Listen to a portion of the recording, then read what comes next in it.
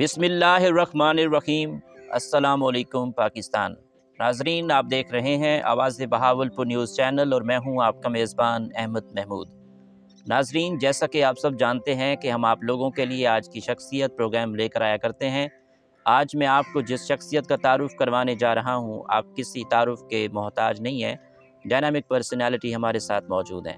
मेरे साथ मौजूद हैं मलिक आबिद मंगला साहब। आपका शुमार ज़िला लोधरा की समाजी और सियासी शख्सियात में होता है। आप बिजनेसमैन हैं, आप मेंबर अमन कमेटी ज़िला लोधरा हैं, आप मेंबर डिस्ट्रिक्ट हेल्थ कौंसल ज़िला लोधरा हैं, आप मेंबर एग्रीकल्चर कमेटी ज़िला लोधरा हैं, आप चेयरमैन प्राइवेट स्कूल एसोसिएशन ज़िला लोधरा हैं। आज हम बिज़नेस के हवाले से बात करेंगे, मसले मसाइल के हवाले से बात करेंगे। अगर हम गांव के इन्वायरमेंट के हवाले से बात करें तो आपने अपने गांव में खूबसूरत स्विमिंग पूल बनाया है फार्म हाउस की शक्ल में, जिसमें आपके दोस्त अहबाब आते हैं और बहुत खूबसूरत इन्वायरमेंट के साथ एंजॉय करते हैं। तो आज हम सियासी हवाले से बात करेंगे, तो आइए बात करते हैं। अस्सलाम वालेकुम सर। वालेकुम सलाम रहमतुल्लाह। सर कैसे हैं आप? अल्लाह का शुक्र, अल्हम्दुलिल्लाह। खैरियत से हैं? दुआएं चाहिए। बहुत शुक्रिया सर कीमती टाइम देने का। Thank you. सर, आपने अपनी इब्तदाई तालीम कहाँ से हासिल की? आपका तालीमी सिलसिला कैसा रहा? मैंने बेसिक तौर पर इब्तदाई तालीम लोधरा से ही हासिल की। लोधरा इस वक्त जो लोधरा पब्लिक स्कूल है, ये पहले जिना पब्लिक स्कूल था। अच्छा। तो यहाँ से मैंने मिडिल किया और उसके बाद मुल्तान चला गया। वहाँ पर government comprehensive high school Bosan road से मैंने वहाँ से मैट्रिक किया। फिर उसके बाद अली कैडेट कॉलेज कोटअदू चला गया, तो वहाँ से मैंने एफएससी किया। फिर BZU से ही वापसी पर ग्रेजुएशन किया और उसके बाद फिर IUB से मास्टर और फिर MPhil की क्लासेस ली। माशाल्लाह, ठीक हो गया। अच्छा, आपने माशाल्लाह MPhil भी की, तो आपने अपने बिज़नेस का आगाज़ कब किया और बिज़नेस का आपको आइडिया कैसे आया कि बिज़नेस किया जाए? बिज़नेस मैंने स्टार्ट किया है, मुदस्सिर चौधरी साहब मेरे बड़े अच्छे दोस्त, बेसिकली वो लोधरा से बिलोंग करते थे, बावलपुर शिफ्ट हुए। उन्होंने एक जहन और कंसेप्ट बनाया और हम उनके साथ हम रकाब हुए और ये कोई 5-1 साल पहले की बात है, हमने इस पर स्टार्ट लिया। मैंने यहाँ पर लोधरा में अपना ऑफिस बनाया और उसके बाद उनके साथ मिलकर लोधरा को हमने इस हवाले से एक मरकज़ बना के लोधरा मैंने अपने पास रखा उस बिजनेस पार्टीशन में, कि लोधरा से बैठ के हम लोधरा में और भावलपुर में हमने प्रॉपर्टी का बिजनेस स्टार्ट किया। ठीक है जनाब, आपके कौन से प्रोजेक्ट चल रहे हैं? प्रोजेक्ट हालिया जो प्रोजेक्ट है उसमें मैं बिजनेस पार्टनर हूँ मुदस्सिर चौधरी का।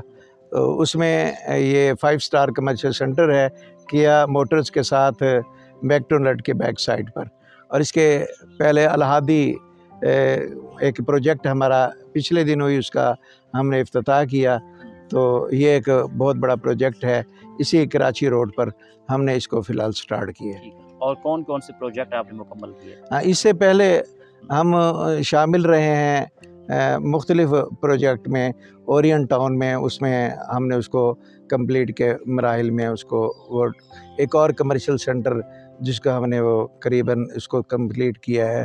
तो उसके साथ हम मुदस्सिर चौधरी के साथ मिलकर हमने ये काम स्टार्ट किया। सर, रियल स्टेट के बिज़नेस को बहावलपुर और लोधरा में आप किस तरह देखते हैं? मैं समझता हूँ कि रियल स्टेट का ये बिज़नेस भावलपुर में बहुत ज़्यादा अपग्रेड है और लोधरा में भी माशाल्लाह कुछ अहबाब आने से, जैसे मेरे साथ मेरी टीम है और इसमें पार्टनर मेरे बड़े भाई आमिर मंगला एडवोकेट भी हैं और हकीम मोहम्मद अकमल साहब भी हैं। तो हमने ये टीम बनाई और टीम बना के हमने स्टार्ट किया। तो लोधरा भी एक अच्छा एक माहौल दे रहा है और भावलपुर क्योंकि करीब है लोधरा से, तो वो असरअंदाज तो लोधरा पर होता है, लेकिन बेसिक ये है कि भावलपुर हमारे लिए नेमत भी है और लोधरा का अच्छा खासा एक मेजॉरिटी माहौल जो है, लोग हैं वो भावलपुर की तरफ रुख करते हैं। इसलिए लोधरा और भावलपुर का मुस्तकबिल रियल स्टेट के हवाले से मुझे पॉजिटिव नज़र आता है। बिजनेसमैनों के क्या मसाइल हैं जिन पे आपका फोकस हो कि इनको हल होना चाहिए? देखिए, बिजनेसमैनों के मसाइल में सबसे जो बड़ा मसला है वो यही सामने आता है कि उन पर जो मुख्तलिफ़ टैक्सेस के हवाले से कदगनें लगाई जाती हैं वो नहीं होना चाहिए। बिज़नेस डेवलप जब करता है तो ज़ाहिर बात है वो टैक्स पेड करता है। टैक्स देने वाले को मैं समझता हूँ कि उसको पूरा प्रोटोकॉल मिलना चाहिए और उनके काम फर्स्ट प्रायोरिटी पे हल होने चाहिए, तो ये इंतहाई ज़रूरी है। ज़िला लोधरा में बेरोज़गारी को ख़त्म करने के लिए आपकी क्या तजवीज़ है? मैं समझता हूँ कि उसमें इंडस्ट्री लगाना इंतहाई ज़रूरी है। देखें, शुगर मिल बाकी डिस्ट्रिक्ट में हैं और हमारे नियर अबाउट आप देख लें एक ही शुगर मिल वो भावलपुर में है। अगर लोधरा में इंडस्ट्रियल एरिया बढ़ा दिया जाता है, शुगर मिलें आ जाती हैं तो बहुत ज़्यादा एक माहौल बन जाएगा। और उसके साथ साथ मैं समझता हूँ कि जो मुलाजमत का कोटा है वो लोधरा को ज़्यादा तादाद में देना चाहिए ताकि यहाँ का नौजवान, पढ़ा लिखा नौजवान, वो बाकायदा तौर पर तालीम मुकम्मल के बाद वो मुलाजमत भी हासिल कर सके। आप देख लें एक जब पीएन की वो लिस्ट सामने आती है उसके लिए 5-7 हज़ार लड़का जिसमें MA, MPhil, PhD वो लाइन में लगा होता है। तो ये एक बहुत बड़ा अलमिया है। इस हवाले से पढ़े लिखे लोगों को ये चीज़ सामने रखनी चाहिए कि इसमें क्या क्या सहूलियात हैं? हाँ जी, ये हमने अपनी फैमिली और अपने दोस्तों के लिए बनाया है। तो इसमें मेरे जो कज़न और मेरे फैमिली मेम्बर्स वो शामिल हैं। अतीक भाई हमारे मेरे कज़न हैं, उन्होंने उनके साथ मिलके एक बड़ा हमने सेटअप बनाया है। तो हमने ये इन्वायरमेंट इसमें रखी है कि आप देख लें एक बेहतरीन किचन और बारबेक्यू का बाकायदा अलहदा सेटअप और उसके साथ साथ बाकायदा रूम्स दिए हैं फार्म हाउस में। और ये सबसे बड़ी चीज़ ये है कि ये एक आमों के और खजूरों के बाग में है और एक स्विमिंग पूल है। ये हमने फ़िलहाल हमारा कोई कमर्शियल का कोई प्रॉब्लम नहीं है क्योंकि फैमिली और दोस्तों के लिए है और अपने बैठने के लिए, पुरसकून होने के लिए। आपको नज़र आ रहा होगा कि यहाँ माहौल कितना पुरसकून है और ख़ूबसूरत एक माहौल है और इसके साथ साथ परिंदों की आवाज़ें और उनकी ये एक बाग की और इस फार्म हाउस की ज़ीनत है उनकी आवाज़ें। बिल्कुल, ये स्विमिंग पूल जो है रात के लिए भी है क्योंकि आपने लाइट्स भी लगाई हुई हैं? हाँ जी, स्विमिंग पूल के अंदर भी लाइट्स हैं, बाहर भी हमने पूरी एक माहौल देने की कोशिश की है क्योंकि गर्मियों का सीज़न है। कंजेस्टेड एरिया शहरों से, गली मोहल्लों से हमारे वो दोस्त जो हमारे अपने पर्सनल अपने फैमिली के दोस्त हैं वो उनको बुला के यहाँ पर बाकायदा तौर पर हम कहते हैं आएँ और यहाँ पर आप फ्रेश भी हों और स्विमिंग भी कर लें। वो दोस्तों और अपने फैमिली मेम्बरान के लिए हमने एक माहौल दिया। अच्छा जनाब, ज़िला लोधरा में तालीम के हवाले से बात करें तो कितना फ़ीसद लोग तालीम याफ्ता हैं और कॉलेज और यूनिवर्सिटी के हवाले से भी बताइएगा। देखिए, मैं लोधरा प्राइवेट स्कूल एसोसिएशन का चेयरमैन हूँ, तो इस हवाले से हमारी एक पूरी टीम है। अब मेरा उसमें अपना एक स्कूल है अल-हुदा स्कूल, तो जिसमें 1300 स्ट्रेंथ है। कॉलेज है अल-हुदा कॉलेज के नाम से, उसमें बड़े भाई मेरे साथ होते हैं, आमिर मंगला एडवोकेट साहब। मैं समझता हूँ कि तालीम का जिस कदर फुकदान है, फुकदान मैं इसलिए कहूँगा कि अब अगर आप ये देख लें कि हर इदारे के अपने अपने सिलेबस हैं और मुख्तलिफ़ जगह अगर एक बेहतरीन और मयारी सिलेबस कायम किया जाए, गवर्नमेंट को चाहिए वो तमाम इदारों में एक ही सिलेबस हो और मयारी हो और इस अंदाज से हो कि वो हर अमीर और गरीब बच्चा वो पढ़े और अच्छी एजुकेशन हासिल करे, वो इंतहाई ज़रूरी है। मसाइल जहाँ तक हैं, मैं समझता हूँ कि प्रॉपर यहाँ यूनिवर्सिटी होनी चाहिए, प्रॉपर गवर्नमेंट मेडिकल कॉलेज होना चाहिए क्योंकि लोधरा को अगर नियर अबाउट देखें, लोधरा 53 किलोमीटर नियर अबाउट फैला हुआ है। 53 किलोमीटर तक लोधरा है। अगर आप एक कोने से सफ़र करें दूसरे कोने तक 53 किलोमीटर, तो इतना बड़ा एरिया है और बहुत ज़्यादा आबादी है। उसके लिए सब कैंपस देना ये गुजारा नहीं करता। एक BZU का कैंपस है। मैं समझता हूँ कि हमारे पास बहुत ज़्यादा लैंड पड़ी है सरकारी तौर पर, हम बहुत बड़ा एक कॉलेज बना सकते हैं, मेडिकल कॉलेज बना सकते हैं, एक यूनिवर्सिटी बना सकते हैं और इसी अंदाज के साथ एक बाकायदा तौर पर हमें दूसरे कॉमर्स कॉलेज को इम्प्रूव करना चाहिए और टेक्नोलॉजी कॉलेजेस को, इस तरह ये इंतहाई ज़रूरी है बिल्कुल। और आना चाहिए यहाँ पर सारा तालीम। आबिद साहब, आप चेयरमैन प्राइवेट स्कूल एसोसिएशन हैं ज़िला लोधरा में, तो प्राइवेट स्कूलों में म्यार तालीम को बेहतर करने के लिए आपकी क्या तजवीज़ है? क्योंकि हम तो यूनिवर्सिटी की सतह की बात आप कर रहे थे, लेकिन स्कूल के लेवल पे आप बताइएगा। देखिए, स्कूल में प्राइवेट स्कूल एसोसिएशन जहाँ पर हमारा उससे ताल्लुक़ है और हम समझते हैं कि वहाँ पर बच्चा, उसको डेली एक वर्क मिलता है, उसके पास डेली एक डायरी बुक होती है और उस पर वो नोटेड होता है। तो मज़ीद जो प्राइवेट स्कूल स्टाफ बिल्कुल लो एजुकेशन का रखते हैं, वो मिडिल मैट्रिक, उस पर चाहिए कि इदारे मुतहरिक हों, अच्छा स्टाफ रख कर अच्छी एजुकेशन प्राइवेट सेक्टर में देना, उस पर हम कोशां हैं और कोशिश कर रहे हैं। और जहाँ तक हमारे इदारे हैं तो हम उसमें यही कोशिश करते हैं कि बैचलर लेवल का स्टाफ हम वहाँ पर मुहैया करें। अच्छा सर, आपका माशाल्लाह स्कूल भी है, कॉलेज भी है, तो स्कूल और कॉलेज में कितना तालिब इल्म ज़ेर तालीम है? देखें, स्कूल में 1250 स्ट्रेंथ है हमारे पास अल्हम्दुलिल्लाह। वो मैट्रिक तक हम बाकायदा तौर पर स्कूल चला रहे हैं। कॉलेज हमने स्टार्ट किया, दूसरा हमारा साल है, तो वहाँ भी हमारी स्ट्रेंथ माशाल्लाह रोज़ बरोज़ बढ़ती चली जा रही है। और हमारी यही देखें, 2005 में हमने स्कूल स्टार्ट किया था, तो अब ये अल्लाह का शुक्र और उसका करम है कि आप ये देख लें कि जब हमने स्टार्ट किया तो मुझे याद है पहले दिन मेरे पास 100 बच्चा वो एडमिशन उसका हुआ था पहले दिन ही, और उसके बाद अब ये सिलसिला बढ़ता चला जा रहा है और अल्हम्दुलिल्लाह इतनी स्ट्रेंथ बन चुकी है, और जिसमें आप देख लें कि 50+ हमारे पास स्टाफ है और सारा एजुकेटेड स्टाफ है। आजकल के माशरे में तालीम की अहमियत पर आपका क्या तबसरा है? देखिए, तालीम बहुत ज़रूरी है, एजुकेशन बहुत मस्ट है, एजुकेशन के बग़ैर तो कुछ भी नहीं है। आप किसी फील्ड में चले जाएं, किसी भी इदारे में चले जाएं, एक अच्छा पढ़ा लिखा आदमी, वो किसी भी तबके से बिलोंग करता हो, वो एजुकेटेड होना ज़रूरी है। मैं यहाँ की मिसाल दूँ, हमारे गांव में, हमारे ही गांव में गिरदोनवा में कुछ ऐसी फैमिलीज़ जो इंतहाई पुअर थी, लेकिन एजुकेशन ने उन्हें उठा के आसमान की बुलंदियों तक पहुंचा दिया। और माशाल्लाह सबसे बड़ा मसला जो ये है कि इस एरिया में एजुकेशन के हवाले से जो हमने स्टेप उठाया, मेरे वालिद साहब ने, मेरे दादाजी ने, मेरे भाई ने, गवर्नमेंट हाई स्कूल को हमने रकबा दिया।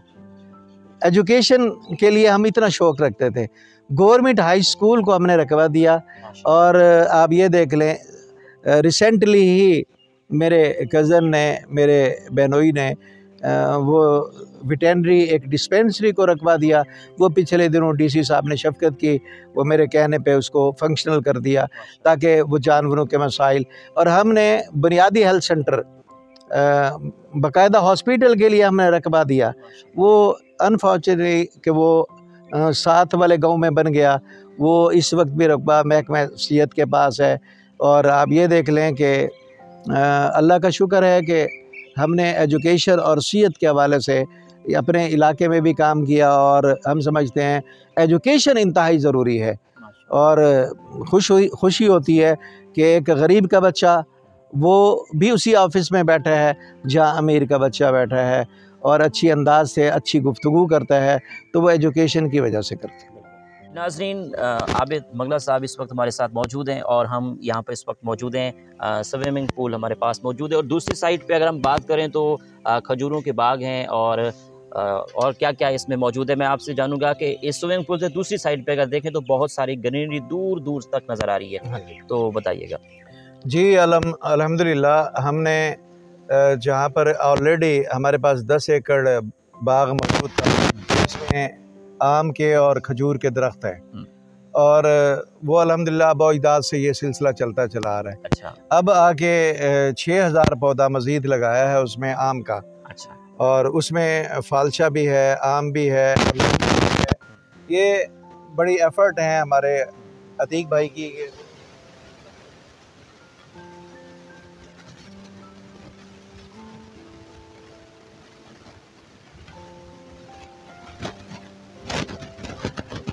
कि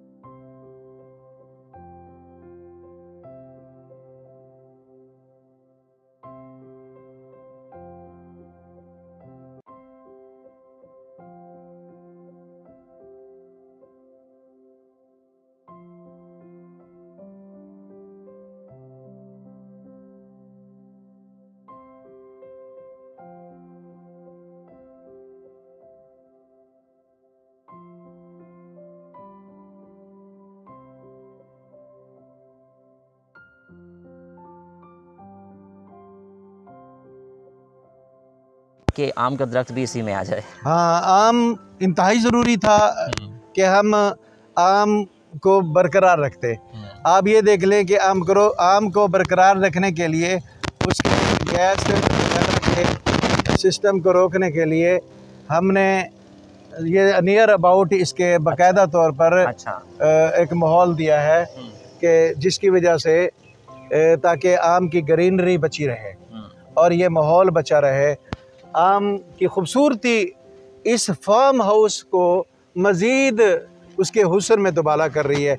देखें, कैमरामैन ने आपको दिखाया कि आम लगे हुए हैं और वो अल्हम्दुलिल्लाह जब पक जाएंगे वो अपना एक माहौल देंगे। बिल्कुल ऐसे। आबिद साहब, स्विमिंग पूल, साथ में आम का दरख्त और साथ में माशाल्लाह खूबसूरत किचन। तो जनाब, आपने अपने दोस्तों के लिए, फैमिली मेम्बर्स के लिए ये किचन के हवाले से भी हमें बताइएगा कि यहाँ पे क्या क्या चीज़ें बन सकती हैं। आपके सामने ही है किचन की पोजीशन। ये एक यूनिक सा किचन हमने बनाया। ये कंसेप्ट अतीक भाई के जहन में आया था। अच्छा। और उन्होंने ये अमेरिकन तर्ज का एक किचन बना दिया। अच्छा। आप ये देख लें कि ऐसा किचन आपको किसी फार्म हाउस पे मुझे नहीं लगता कि आपको मिलेगा। ऐसा नहीं मिलेगा। ठीक है ना जी। वो उसमें हमा किस्म की हर चीज़ तैयार हो सकती है, जिसमें बारबेक्यू के लिए अलग आप ये देख लें, ये सेटअप अलग मौजूद है। अच्छा। वो भी उसी फॉरेन तर्ज का ही है। और ताकि यहाँ पर बारबेक्यू में आप टिक्का बोटी, मलाई बोटी और कबाब वगैरह बना सकते हैं। उसके अलावा हर किस्म की कुकिंग कर सकते हैं। अच्छा। और ये सारा मैंने आपको बताया कि ये फैमिली के लिए और दोस्तों के लिए है। जब हमारी फैमिलीज आती हैं तो यहाँ पर कुकिंग करती हैं। तो ये किचन इसी तर्ज पे है कि अनवा किस्म के खाने यहाँ पर अल्हम्दुलिल्लाह बनाए जा सकते हैं। और हमने बाकायदा तौर पर पूरी रिक्वायरमेंट दी है जो किचन की है। और वॉशिंग पॉइंट जो बर्तन वगैरह का है वो भी इसके किचन के अंदर मौजूद है। और यहाँ पर 4-5 चूल्हे लगा के मुख्तलिफ आप अगर डिशें तैयार करना चाहें तो एट ए टाइम मुख्तलिफ चूल्हों पर तैयार हो सकती हैं और साथ बारबेक्यू भी बन सकता है। ये स्विमिंग पूल कितनी कैनाल में मौजूद है? ये स्विमिंग पूल और ये सारा एरिया ये आपके सामने ही है जी। ये तकरीबन 24 कनाल पर ये मौजूद है। 3 एकड़। ठीक है ना जी। और इसके साथ साथ 25 एकड़ के बाहर हमने वॉल बाउंड्री दी है। ठीक है। और वॉल बाउंड्री दे के और इसके अंदर मज़ीद हमने अपने फैमिली और अपने दोस्तों के लिए हमने काम करना है।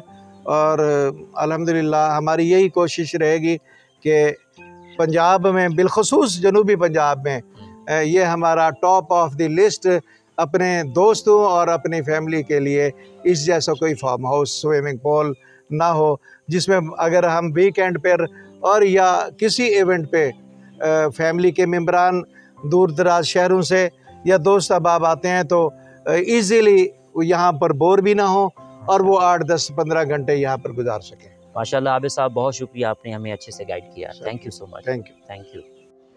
आबिद साहब, डिस्ट्रिक्ट लोधरा के हवाले से बात करूं तो डिस्ट्रिक्ट लोधरा के कौन कौन से बड़े बड़े मसाइल हैं जिन पे आपकी फोकस हो के उनको हल होना चाहिए? डिस्ट्रिक्ट लोधरा में जो सिटी एरिया में सबसे बड़ा मसला है वो सेवरेज का है। शहर के अंदर सेवरेज का मसला सिर्फ इसलिए है कि टोटल लोधरा के अंदर मुकम्मल तौर पर 9 लाइनें सेवरेज की बिछानी चाहिए। तो क्योंकि ये 40 से 50 साल की पुरानी लाइनें हैं, तो इस वजह से ये एक बहुत बड़ा मसला है, ये सॉल्व होना चाहिए। और उसके अलावा एक मसला जो सर्दियों में बहुत ज़्यादा आता है कि गैस की लोड शेडिंग का। तो आप ये देख लें कि जब किचन में गैस नहीं होगी तो कैसे बाकायदा तौर पर किचन चलेगा। इस पर लोधरा की कम्युनिटी ने एहतजाज भी किया और बाकायदा रिट भी दायर की। मरकज़ी अंजुमन ताजरान के सदर ने और उनकी टीम ने बाकायदा तौर पर रिट दायर की और हाई कोर्ट भावलपुर के अंदर तो बाकायदा सुई गैस महकमे को कहा गया। ये एक बड़ा मसला है। इसके साथ साथ सुपर शॉक पे आप देख लें कि वहाँ पर ओवर ब्रिज की बहुत ज़्यादा ज़रूरत है। पिछले दौर में बाकायदा फंड्स जारी हुए, फिर उनको रोक दिया गया, काम ना हो सका। अब आए रोज़ वहाँ पर हादसात होते हैं सुपर चौक में। वो काम अधूरा रोक के ठेकेदार भाग गया और ओवर ब्रिज इंतहाई ज़रूरी है। एक तो वहाँ पर ज़रूरी है, दूसरा अंडरपास या ओवर ब्रिज ये पठानवाला से जाते हुए जो रेलवे ट्रैक है इसके ऊपर ज़रूरी है। जलालपुर रोड से ये मेन अब सी पैक को टच करने के लिए ये एक रोड बना है और सीधा मोटरवे जलालपुर पे जाके ये वहाँ पर चढ़ता है। तो यहाँ पर इंतहाई ज़रूरी है कि ओवर ब्रिज या अंडरपास बने ताकि लोगों को आसानी हो और वो अच्छे अंदाज के साथ बाकायदा तौर पर सफ़र कर सकें। और इसके साथ साथ मैं समझता हूँ कि बेहतरीन पार्क्स मौजूद हैं लोधरा में। हर इंतज़ामी अफसर आके उसको रेवोनेट करता है, अच्छा बनाता है। तो मैं समझता हूँ कि इसको अगर बेस्ट और बेहतर की तरफ, मज़ीद बेस्ट टू बेटर की तरफ लेके जाया जाए तो ये लोगों के लिए एक अच्छा एक माहौल। आबिद साहब, आप गुज़िश्ता दिनों लाहौर मीनार पाकिस्तान जलसा पाकिस्तान मुस्लिम लीग मरकज़ी में स्टेज पर आप मौजूद थे। उस जलसे के हवाले से बताएं, क्या पेशरफ्त हुई? हाँ जी, वो मीनार पाकिस्तान पर जो जलसा वो इनकाद हुआ, पाकिस्तान मरकज़ी मुस्लिम लीग ने उसको बाकायदा तौर पर इंतज़ाम किए और अल्लाह का शुक्र कि हम वहाँ पर पहुँचे और स्टेज की जीनत बने। वहाँ बड़े बड़े नाम वहाँ पर आए। मोहतरम लियाकत बलोच साहब तशरीफ़ लाए, जनरल हमीद गुल रहमतुल्लाह अलैह की बेटी उज़मा गुल साहबा तशरीफ़ लाई और साबिक गवर्नर सरवर साहब, चौधरी सरवर साहब तशरीफ़ लाए। वो योम तकबीर के हवाले से एक बहुत बड़ा प्रोग्राम, ये मैसेज था दुनिया को देने के लिए, बिलखसूस पाकिस्तान को देने के लिए कि पाकिस्तान मरकज़ी मुस्लिम लीग ने वहाँ पर तमाम तर लोगों को बुलाकर एक इत्तेहाद की दावत दी और मुत्तहद होने की दावत दी और तमाम तर लिसानी और तफरका तासुब को ख़त्म करके एक प्लेटफार्म पर इकट्ठा किया। और उसके बाद इत्तेहाद कॉन्फ्रेंस के नाम पर पाकिस्तान के बड़े बड़े शहरों में, पेशावर के अंदर, कोयटा के अंदर और कराची में भी बड़ी बड़ी कॉन्फ्रेंसें इनकाद करके ये मैसेज अवाम को देना मकसूद था कि हम पाकिस्तान के साथ हैं, हम पाकिस्तानी इदारों के साथ हैं और हम पाकिस्तानी सिक्योरिटी फोर्सेस के साथ हैं, अफवाज पाकिस्तान के साथ हैं और हम पाकिस्तान की सालमियत के लिए हर ज़बान, हर फ़िरका और हर बंदा वो पाकिस्तान में रहता है, वो पाकिस्तान के लिए मुत्तहिद है और पाकिस्तान के साथ खड़ा है। पाकिस्तान आर्मी के हवाले से बात करूँ तो पाकिस्तान आर्मी के हवाले से आपका क्या मौक़िफ़ है? देखें, पाकिस्तान की आर्मी है तो हम हैं। हमारी हिफाजत के लिए बॉर्डर्स पर आर्मी वो खड़ी होती है, रातों को जागती है, हम पुरसकून अंदाज से सोते हैं। पाकिस्तानी पुलिस है, ये सिक्योरिटी जितने इदारे हैं ये रात को पहरे देते हैं, हम पुरसकून सोते हैं। देखें, आर्मी ने इस वक्त हमें हमारे अज़ली दुश्मन से हमें अल्लाह के फजल और उसकी रहमत से बचा रखा है। पाकिस्तान एटमी क़ुव्वत है, ताकत है, और पाकिस्तान के पास दिलेर आर्मी है, सिक्योरिटी फोर्सेस हैं। पाकिस्तान के पास एक अच्छा एक पुलिस का महकमा मौजूद है जो शहरों में बिलखसूस अपनी तादाद कम होने के बावजूद कोशिश करता है कि अवाम-उन्नास को बेहतर अंदाज के साथ उनकी हिफाजत की जाए और उनको किसी किस्म के परेशानी से बचाया जाए।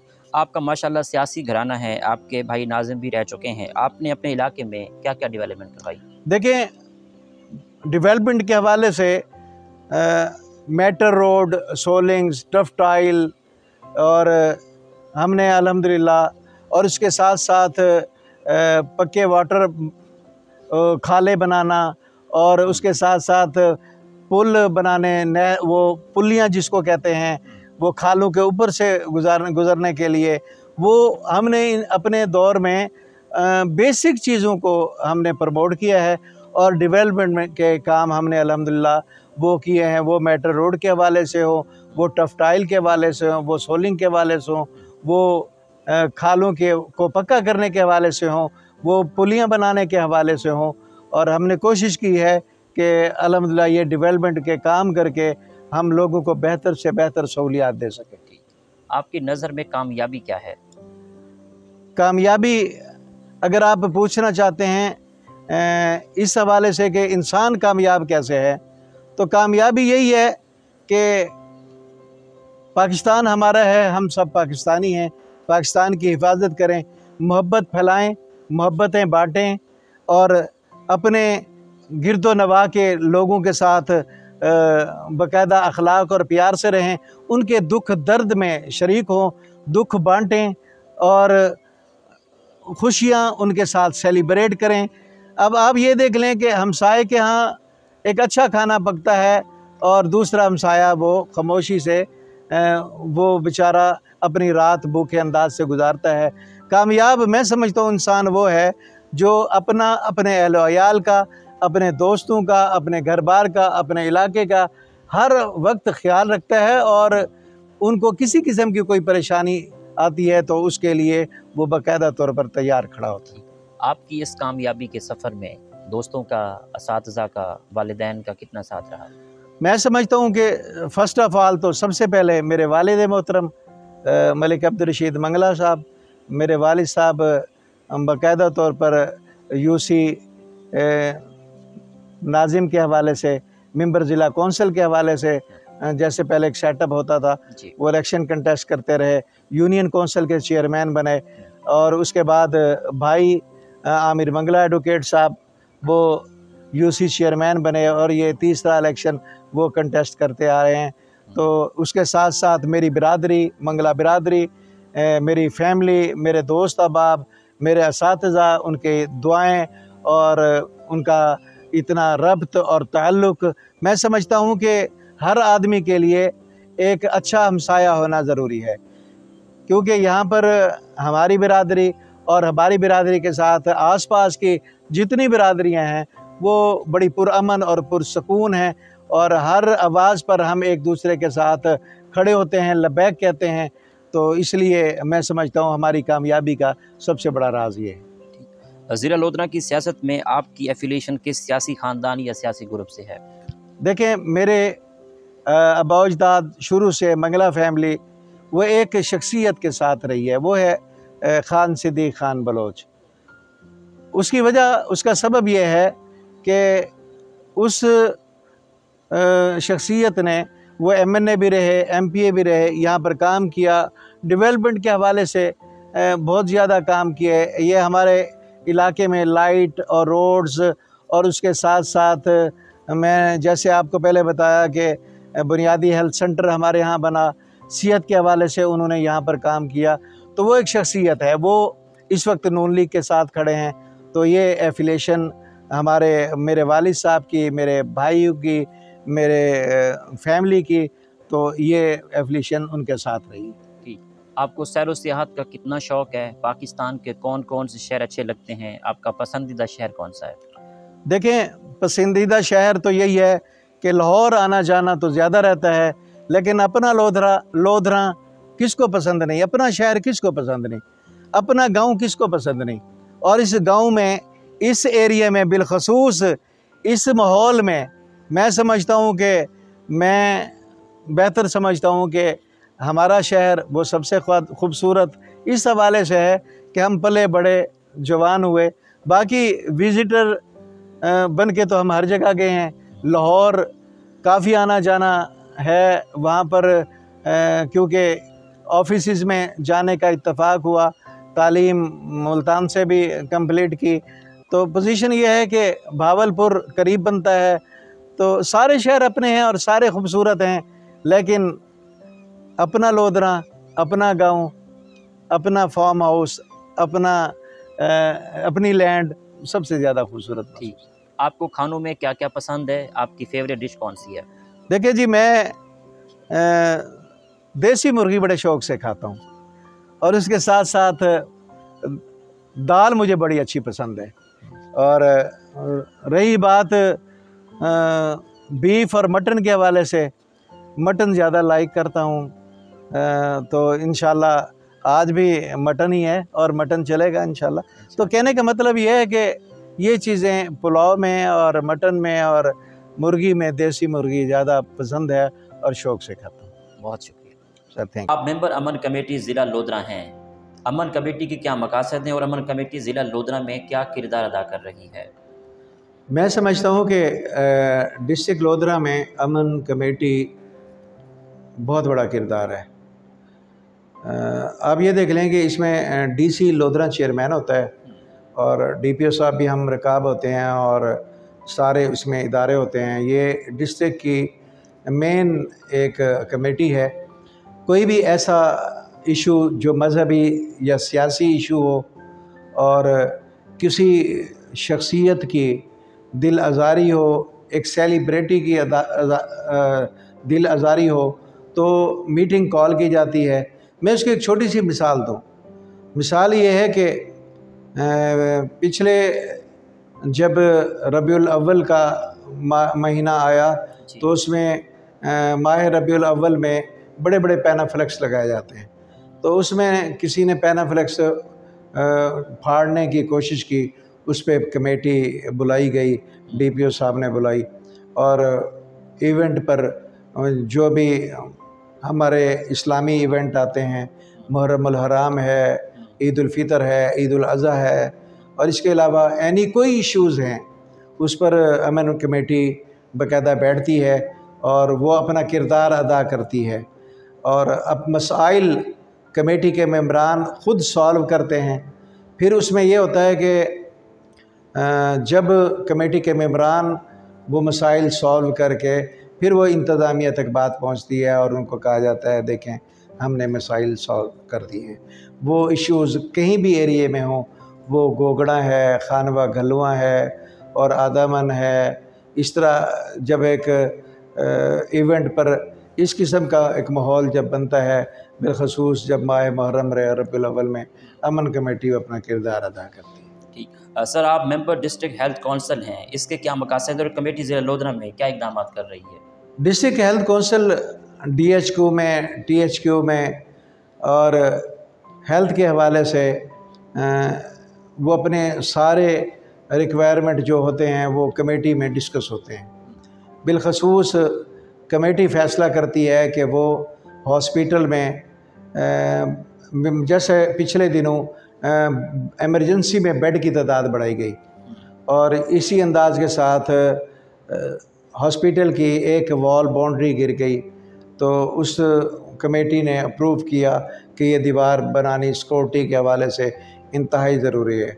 हेल्थ के हवाले से इसलिए है कि मेडिसिन की अगर कोई कमी है तो हेल्थ काउंसिल उसमें से बाकायदा तौर पर बिल पास करता है और उसमें हमारे जो MS हैं डॉक्टर औरंगज़ेब साहब, CO हेल्थ हैं डॉक्टर फैसल वहीद साहब, वो इस वक्त लगे हुए हैं हॉस्पिटल को सुधारने के लिए। देखें, कमी कोताहियाँ तो हर इदारे में मौजूद होती हैं, लेकिन इस वक्त वो कोशिश कर रहे हैं कि हम हॉस्पिटल को, हेल्थ के मसाइल को हम हल कर सकें।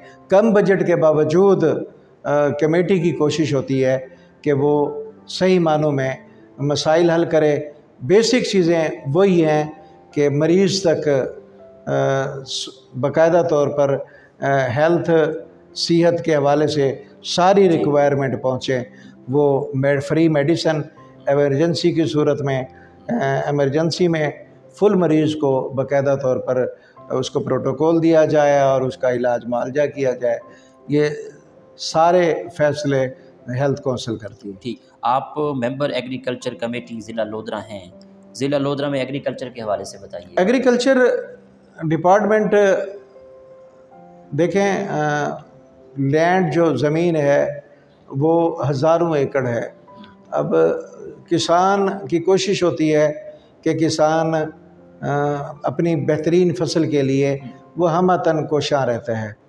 एग्रीकल्चर डिपार्टमेंट जिस हद तक मुनासिब बजट के साथ वो कोशिश करता है वो कर रहा है। जैसे कि इस वक्त हुकूमत पंजाब ने किसान सहूलत सेंटर बनाया है, लोधरा में भी बना। परसों तशरीफ़ लाए सेक्रेटरी ज़राअत DC लोधरा हमारे साथ थे, AC लोधरा साथ थे, ADCR साहबा साथ थी।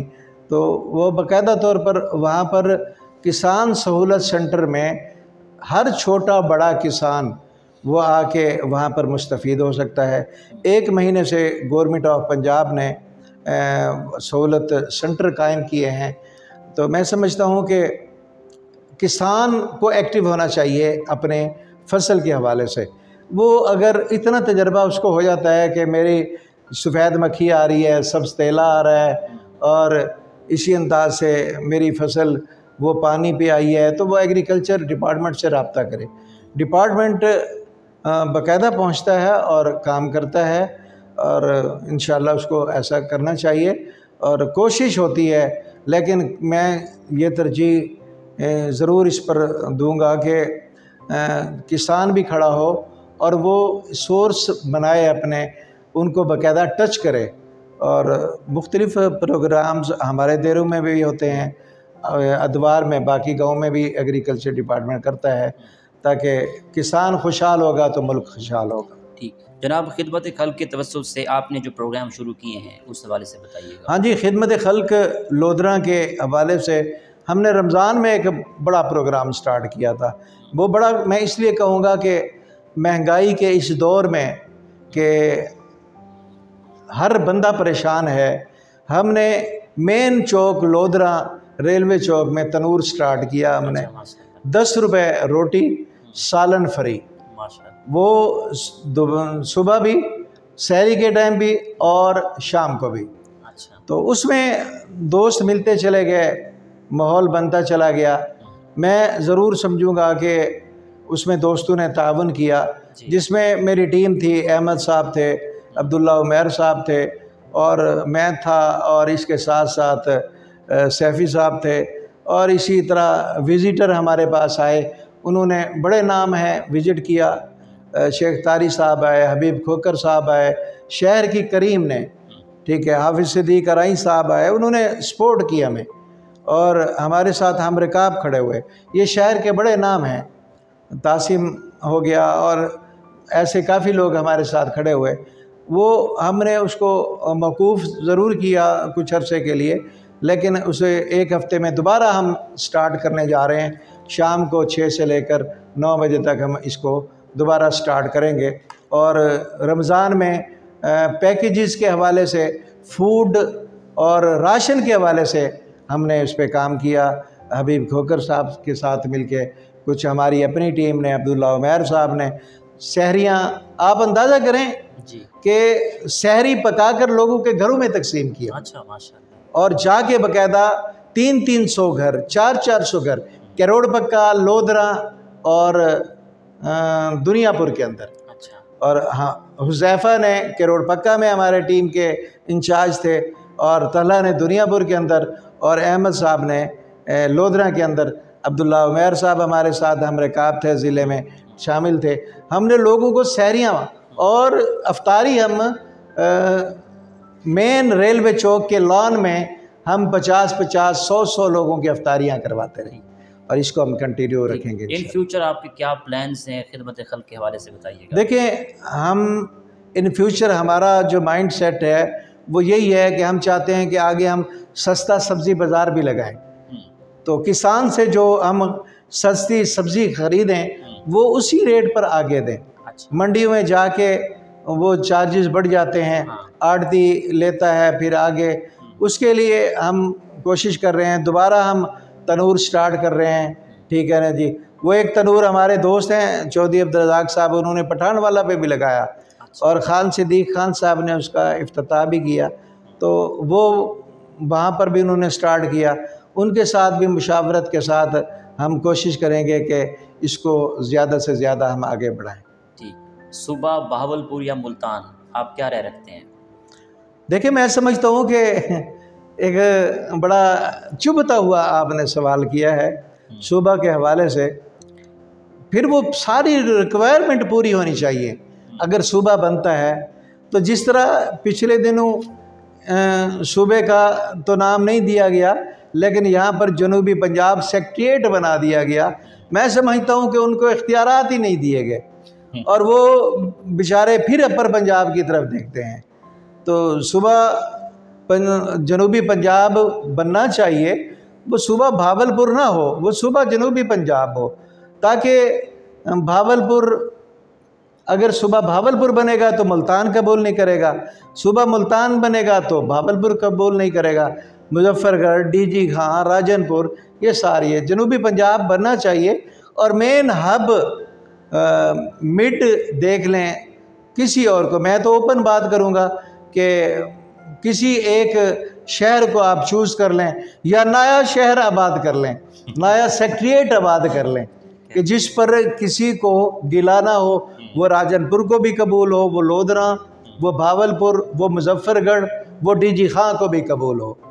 तो गवर्नमेंट स्टेट हर जगह मौजूद है, मेरा ख्याल है कि किसी को इतराज़ नहीं है। पाकिस्तान की मईशत को बेहतर करने के लिए आपकी क्या तजवीज़ है? देखें, मईशत बेहतर करने के लिए मैं तो यही समझूँगा हमारा प्रोटोकॉल सिस्टम ख़त्म होना चाहिए और आला से आला अफसर, कम से कम अफसर। देखिए, एक अलमिया है, अलमिया ये है कि जो 4 लाख 5 लाख तनख्वाह लेने वाला है उसको सारी फैसिलिटीज़ दी जाती हैं। उसके लिए पेट्रोल भी फ्री है, उसके लिए उसके बिजली में उसके सारे यूनिट भी उसको फ्री मिलते हैं, उसकी सारी रिक्वायरमेंट फ्री हैं। जो बेचारा 20,000 या 30,000 उसकी तनख्वाह है, उसने जेब से ही सारी रिक्वायरमेंट पे करनी है। मईशत बेहतर करने के लिए ये सारा सिस्टम हमें क्लोज़ करना होगा। ये नारा इमरान खान ने लगाया था लेकिन वो उसमें फ़ेल हो गया। आप देख लें, फ़ेल इस तरह हुआ कि लोगों ने तवक्कुआत उस पर कर ली। और मैं इमरान खान का नाम इसलिए ले बैठा कि उसने नौजवानों को ज़रूर कहा कि ये काम करना चाहिए। देखें, लोग नवाज़ शरीफ से तंग थे, इमरान खान आया, उसने ये सारा काम स्टार्ट किया कि प्रोटोकॉल सिस्टम नहीं होगा, लेकिन वो प्रोटोकॉल सिस्टम वैसे का वैसा चला। मैं समझता हूँ कि जैसे पाक आर्मी अपना किरदार अदा कर रही है, तो वो उन्हें भी चाहिए कि मईशत को बेहतर बनाने के लिए ये सारे के सारे प्रोटोकॉल और जितने भी फैसिलिटीज़ हैं इनको ख़त्म किया जाए। और इंतहाई ज़रूरी है, मुझे पता चला कि करीबी मुल्क हमारा जो हालिया जिसको कबूल किया पाकिस्तान ने अफ़गानिस्तान को, तो वो ज़ाती गाड़ियों में ऑफिस आते हैं और वापस ज़ाती गाड़ियों में ही जाते हैं। हाँ, जहाँ पर विज़िट हो वहाँ पर गवर्नमेंट का पेट्रोल सरकार का इस्तेमाल करना चाहिए। ये अगर चीज़ें कंट्रोल कर दी जाएँ तो अरबों का हमें फ़ायदा होगा मंथली और हमारी मईशत बेहतर होगी। ठीक, आपके पसंदीदा सियासतदान कौन है? देखें, मेरी पसंदीदा शख्सियत पाकिस्तान के अंदर अगर आप समझना चाह रहे हैं तो मैं तो एक समझता हूँ कि पाकिस्तान मरकज़ी मुस्लिम लीग के जो लीडर हैं सिंधु साहब, तो वो एक बेहतर है, नया नाम है, बाकायदा सुप्रीम कोर्ट के वो वकील हैं, वो सामने आए हैं अपनी टीम के साथ। मकामी तौर पर अगर आप समझना चाहते हैं तो मकामी तौर पर ज़ाहिरी बात है हमारे आबा अजदाद ने सिद्दीक़ खान बलोच के साथ एक वक्त गुजारा है और वो एक बेहतर सियासतदान है। ज़िले की पहचान दो राय नहीं, एक ही राय है, वो अब्दुर्रहमान कांजू और सिद्दीक़ खान बलोच हैं। तो ये पाकिस्तान की मौजूदा मुल्क की सियासी सूरत हाल के हवाले से आप क्या तबसरा है और इन फ्यूचर कौन सी पार्टी हुकूमत बनाएगी, क्या कहना चाहेंगे? देखें, वक्त से पहले तो कुछ नहीं कहा जा सकता। जो पाकिस्तान में इस वक्त हालात चल रहे हैं तो उसमें यूथ का और पाकिस्तान के हर फर्द का ये कंसेप्ट क्लियर होना चाहिए कि हम पाकिस्तानी इदारे, पाकिस्तान की बका, पाकिस्तान की सालमियत के लिए हम जो कुछ करते हैं करें। हमारे सियासतदान अगर हमें किसी भी हवाले से मोटिवेट करते हैं किसी और मैटर में, तो वो सालमियत के ख़िलाफ़ हो या इदारों के ख़िलाफ़ हो, स्टेट के ख़िलाफ़ हो, हमारा उस तरफ जाना मुनासिब नहीं बनता। बन रही हैं बाकायदा तौर पर नई पार्टियां और नए लोग भी आ रहे हैं। वही चेहरे जो दूसरी पार्टियों में थे वो एक तीसरी पार्टी में शामिल हो रहे हैं। मैं समझता हूं कि इस वक्त हमारे जवानों को ऐसी शख्सियत को सामने लाना चाहिए हर स्टेज पर, जो गली मोहल्ले में, जो शहर में और इलाकों में लोग जानते हों कि वो फेयर है, करप्ट नहीं है, वो उसके लिए मसाइल सुनने के लिए टाइम मौजूद है, उसके डेरा आबाद है, वो हमारे लिए 1122 है और वो हमारे मसाइल हल करेगा। मैं समझता हूँ कि इस वक्त पाकिस्तान की जो मेजर पार्टीज़ हैं वो सारी की सारी इस वक्त मुझे तो लग नहीं रहा नई पार्टियाँ अपना मकाम ज़रूर बनाएंगी, और अगर वो पुराने चेहरे नए चेहरे आएंगे, नई पार्टी में आएंगे, शायद वो मकाम ना बना सकें। नई पार्टी अपना शायद के नए चेहरों को लेके सामने आए और स्टेटस मकाम अपना वो इस तरह बरकरार रखे कि लोगों को एक्सेप्ट और कबूल हो। इंशाल्लाह दुआ है और अल्लाह से यही इस्तदा है, अल्लाह उस पार्टी को इक़्तिदार दे जो हमारे मुल्क के लिए, हमारे अमन की सालमियत के लिए किरदार अदा करे। आने वाले दौर में आप इलेक्शन लड़ने का इरादा रखते हैं?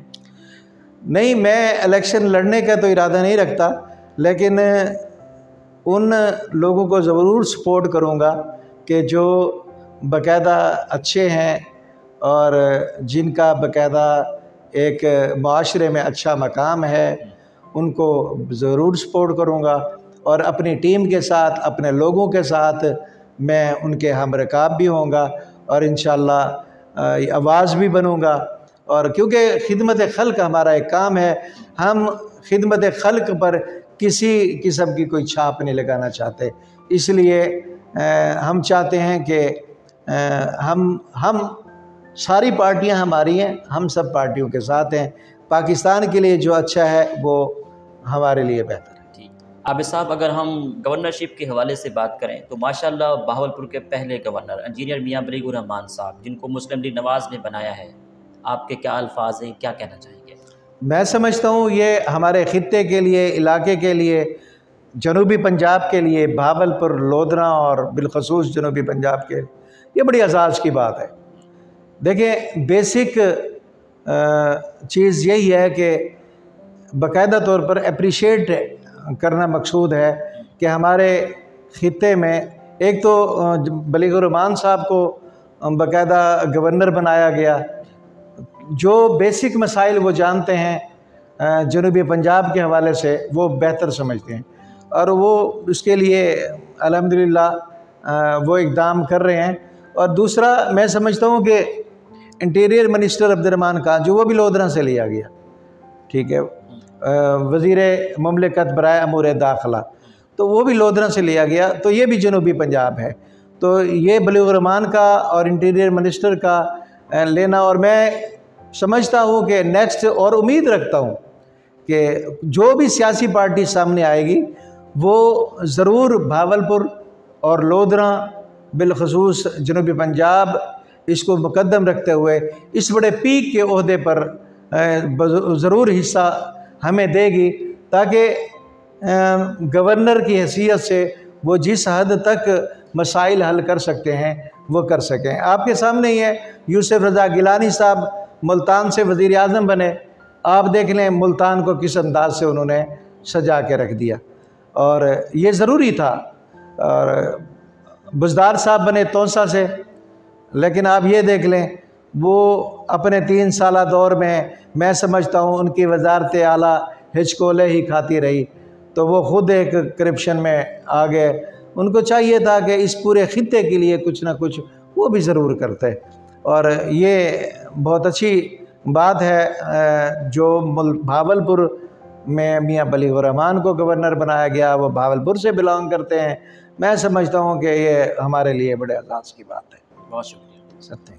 इसलिए हम चाहते हैं कि हम सारी पार्टियां हमारी हैं, हम सब पार्टियों के साथ हैं।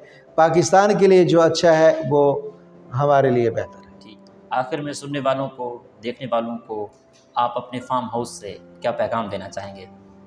मैं ये पैगाम देना चाहूँगा कि इस वक्त महंगाई का बहुत ज़्यादा तूफ़ान है, लोग परेशान हैं और अवाम परेशान है। हम जिस हद तक कोशिश कर सकते हैं अपने हमसाए का, अपने अहबाब का, अपने रिश्तेदारों का हम ख्याल रखें, गरीब की बाकायदा तौर पर मदद करें, और पाकिस्तान की बका और सालमियत के लिए हम अपने इदारों, अपनी फ़ौज, अपनी पुलिस के साथ खड़े हों। और हम जैसे वो हदीस मुबारक है कि बुराई को देखें तो हाथ से रोकें, इस्तात नहीं है तो ज़बान से नहीं, कम अज़ कम दिल से बुरा जाने। जो आपके सामने ऐसे माहौल में बंदा बस रहा है तो कोशिश करें उस माहौल से उसको निकालें। अगर वो नहीं निकलता उस माहौल से, कम अज़ कम उससे किनारा कश हो जाएं और मोहब्बतें बाँटें, मोहब्बतें तकसीम करें। इस पुरफितन दौर में हम अपने फार्म हाउस से यही मैसेज देना चाहते हैं, आएँ उस जमूद से निकलकर पाकिस्तान के लिए कुछ करें, पाकिस्तान के लिए खड़े हों। और पाकिस्तान की बका है तो हमारी बका है। देखिए हमारे यहाँ पाकिस्तान एक अमन और नेमत इसलिए है कि यहाँ हमें हर किस्म की आज़ादी है, दीन की भी आज़ादी है, दुनिया की भी आज़ादी है। और हम नबी की शरीयत पर चलते हुए, प्यारे नबी इस्लाम की सीरत को अमल करते हुए हम बाकायदा तौर पर अपने भाइयों के साथ हम रकाब हों और उनके साथ खड़े हों, और अखलाक और मोहब्बत के साथ मुत्तहिद और इत्तेहाद के साथ अपने पाकिस्तानियों को जोड़ के रखें। आबिद साहब बहुत शुक्रिया, नाइस टॉक। सर थे आपसे बात करके बहुत अच्छा लगा। जी तो नाजरीन, आपने आज की शख्सियत प्रोग्राम सुना। आबिद मगला साहब से हम गुफ्तगू कर रहे थे लोधरा में उनके फार्म हाउस पे। हमने सियासत के हवाले से बात की, फार्म हाउस के हवाले से बात की, खिदमत खल्क़ के हवाले से बात की। एक नए प्रोग्राम में मुलाकात होगी, तब तक अल्लाह हाफ़िज़, अल्लाह निगहबान, पाकिस्तान जिंदाबाद।